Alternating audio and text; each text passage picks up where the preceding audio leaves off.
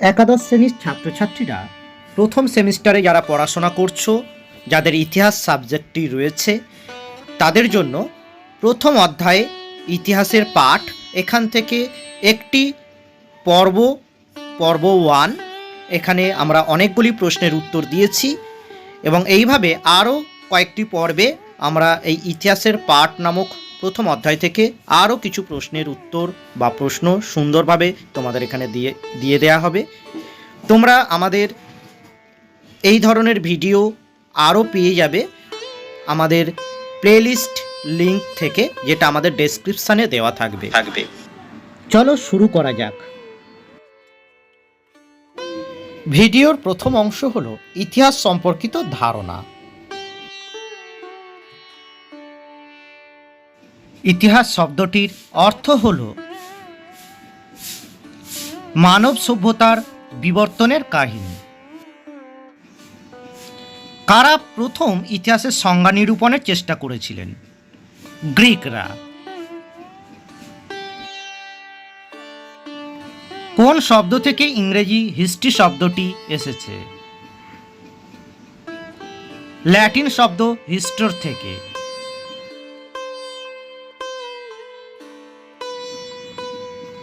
History শব্দের অর্থ হল জ্ঞান। হিস্ট্রিয়া শব্দটি এসেছে ইংরেজি হিস্ট্রি শব্দ থেকে। হিস্ট্রিয়া শব্দের অর্থ হল সত্যকে বের করার জন্য অনুসন্ধান করা। ইতিহাসের জনক বলা হয় হেরোডোটাসকে। হেরোডোটাসকে ইতিহাসের জনক বলেছেন সিসেরো। কে বলেছেন ইতিহাস হলো দর্শনের এক শাখা? হেরোডোটাস। আধুনিক ইতিহাস তত্ত্বের জনক বলা হয় লিওপোল্ড ভন র্যাঙ্কেকে। চীন দেশীয় ইতিহাসের জনক ছিলেন সি-মা কিয়েন। ইতিহাস শব্দটি প্রথম উল্লেখ পাওয়া যায় অথর্ববেদে। ইতিহাস শব্দটি কিন্তু ইংরেজি হিস্ট্রির নিছক অনুবাদ নয়। ইতিহাস শব্দটি সুপ্রাচীন, সম্ভবত অথর্ববেদে শব্দটি আমরা প্রথম নজরে আসে। উক্তিটি করেছেন ডক্টর রণবীর চক্রবর্তী।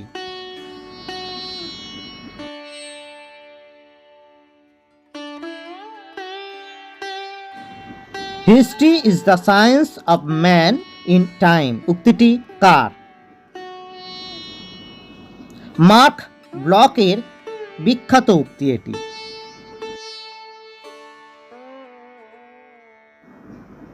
ইতিহাস হলো অতীত ও বর্তমানের মধ্যে অন্তহীন কথোপকথন। উক্তিটি কার? এই বিখ্যাত উক্তিটি E.H. কারের।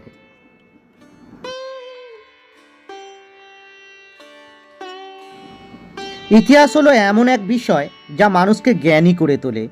এই উক্তিটি কার? ফ্রান্সিস বেকনের বিখ্যাত উক্তি এটি।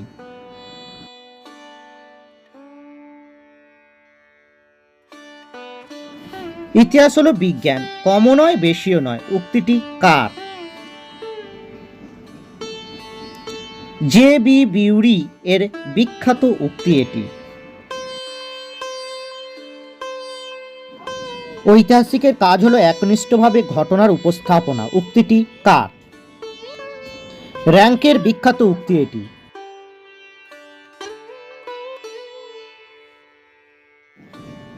ইতিহাস মানব মুক্তির ক্রম বিকাশের কাহিনী। উক্তিটি কার? লর্ড অ্যাক্টনের বিখ্যাত উক্তি এইটি। আমি ঐতিহাসিক, ইতিহাসে জীবনের সন্ধান করি, জীবনকে ভালোবাসি। উক্তিটি কার? হেনরি পিরেনের বিখ্যাত উক্তি এইটি।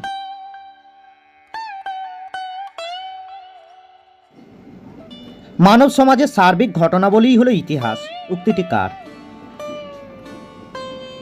আর্নল্ড টয়েনবি এর বিখ্যাত উক্তি এটি।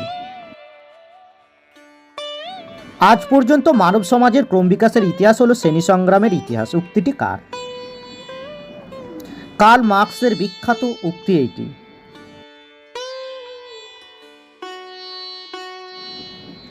বিবর্তনবাদের জনক ছিলেন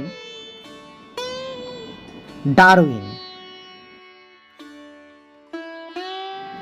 মানব ইতিহাসে কোন যুগ সবচেয়ে দীর্ঘ সময় ধরে চলেছিল? প্রাচীন যুগ সবচেয়ে দীর্ঘ সময় ধরে চলেছিল। ভারতীয় উপমহাদেশে আজ থেকে কত বছর আগে মানুষের বসবাস ছিল বলে প্রমাণ পাওয়া যায়? 20 লক্ষ বছর আগে মানুষের বসবাস ছিল এমন প্রমাণ পাওয়া যায়। কোন যুগে স্থলভাগে প্রথম প্রাণের স্পন্দন দেখা যায়? প্যালিওজোইক যুগে প্রথম প্রাণের স্পন্দন দেখা যায়। ভিডিওর পরবর্তী অংশ হল প্রাক ইতিহাস বা প্রাচীন ইতিহাস বা প্রাগৈতিহাসিক যুগ। প্রাক ইতিহাস শব্দটি প্রথম ব্যবহার করেন ফরাসি প্রত্নতত্ত্ববিদ পল টুর্নাল 1833 খ্রিস্টাব্দে। প্রাক ইতিহাসের প্রথম ব্যাখ্যা দেন জন লুবক। যে সময় লিখিত বিবরণী ইতিহাস রচনার প্রধান উৎস ছিল না, অর্থাৎ মানুষের ইতিহাস নথিভুক্ত বা লিখিত হয়নি, সেই সময়কে বলা হয় প্রাক ইতিহাস বা প্রাগৈতিহাসিক যুগ।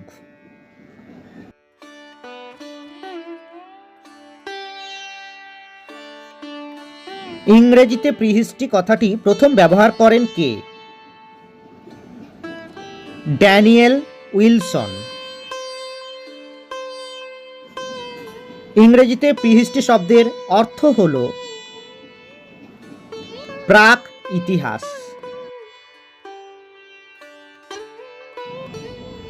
সভ্যতার উষাকাল বলা হয় প্রাগৈতিহাসিক বা প্রাক ঐতিহাসিক যুগকে। জীবাশ্ম হল প্রাগৈতিহাসিক যুগের ইতিহাসের প্রধান উপাদান। ফাদার অফ ইন্ডিয়ান প্রিহিস্টরি নামে পরিচিত রবার্ট ব্রুস ফ্রুট। প্রাক ইতিহাস বলতে অ্যান্টি হিস্টোরিক শব্দটি ব্যবহার করেন কে? উত্তর হল পল টুর্নাল। লিপির ব্যবহার জানত না কোন সময়ের মানুষ? সঠিক উত্তর হল প্রাগৈতিহাসিক যুগের মানুষ লিপির ব্যবহার জানত না। প্রাক লিপি সংস্কৃতির যুগ বলা হয় প্রাগৈতিহাসিক যুগকে। পৃথিবীতে হোমোস্যাপিয়েন্স বা প্রথম আধুনিক মানুষের উদ্ভব ঘটে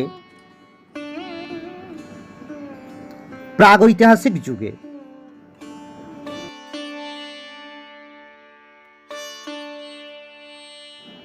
প্রাগৈতিহাসিক পর্বের কয়েকটি হাতিয়ার হল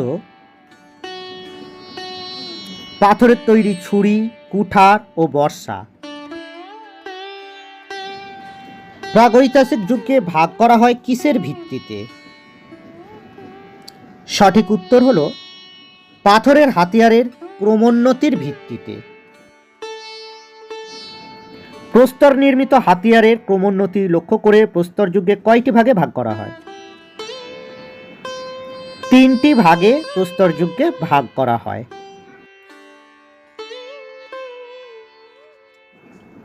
প্রাগৈতিহাসিক যুগের 3টি ভাগ হল প্রাচীন বা পুরনো প্রস্তর যুগ, মধ্য প্রস্তর যুগ এবং নব্য প্রস্তর যুগ। এই ভিডিওর পরবর্তী অংশ প্রাচীন বা পুরনো প্রস্তর যুগ। প্যালিওলিথিক শব্দটি প্রথম ব্যবহার করেন কে? সঠিক উত্তর জন লুবক। গ্রিক শব্দ প্যালিও কথাটির অর্থ কি? প্রাচীন বা পুরনো। লিথোস কথার অর্থ হল প্রস্তর। প্যালিওলিথিক শব্দটির দ্বারা কি বোঝানো হয়? আদি বা প্রাচীন প্রস্তর যুগকে বোঝানো হয়। কোন যুগে মানুষ ব্যবহার করত পাথরের হাতিয়ার? সঠিক উত্তর, প্রাচীন প্রস্তর যুগে মানুষ পাথরের হাতিয়ার ব্যবহার করত। প্রাচীন প্রস্তর যুগের সময়কাল হল আনুমানিক 20 লক্ষ থেকে 10,000 খ্রিস্টপূর্বাব্দ। প্রাচীন প্রস্তর যুগ কোন যুগের অন্তর্গত? প্লেইস্টোসিন যুগের অন্তর্গত।